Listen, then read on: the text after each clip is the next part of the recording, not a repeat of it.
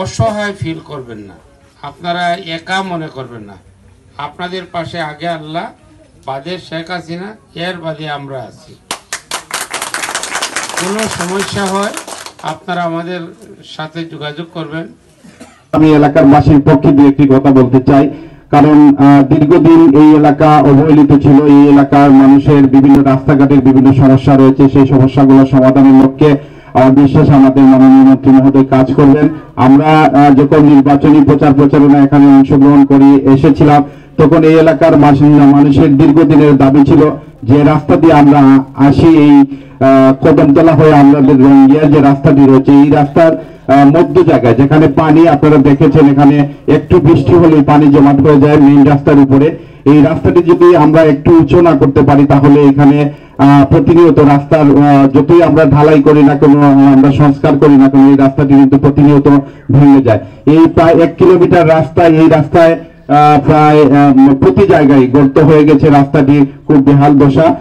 আমি আশ্বস্ত করতে চাই এবং মাননীয় মন্ত্রী মহোদয়, আমরা যখন গিয়েছিলাম এই রাস্তার ব্যাপারে, মাননীয় মন্ত্রী মহোদয় এই রাস্তাটি তালিকায় রেখেছেন। আমি আশা রাখি মাননীয় মন্ত্রী মহোদয় খুব দ্রুতই এই রাস্তাটি সংস্কারের কাজ শুরু হবে, এবং তার পাশাপাশি আমাদের ইঞ্জিনিয়ার মহোদয়কে যদি আপনি একটু বলে দেন, যাতে এই রাস্তাটির যে মধ্য জায়গাটা রয়েছে যেখানে পানি জমাট হয়ে প্রতিনিয়ত গর্তের সৃষ্টি হয়, সেই জায়গাটা যাতে আমরা একটু উঁচু করতে পারি। সেই উঁচু করলে এই রাস্তার অনেকটাই সমাধান হয়ে যাবে।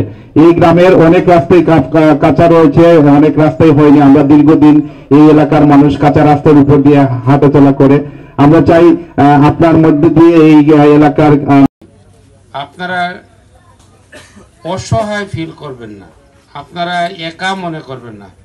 আপনাদের পাশে আগে আল্লাহ, বাদে শেখ হাসিনা, এর বাদে আমরা আছি। কোনো সমস্যা হয় আপনারা আমাদের সাথে যোগাযোগ করবেন। বিশেষ করে আমার নির্বাচনী এলাকায় 4-5টা টিমে কাজ করে।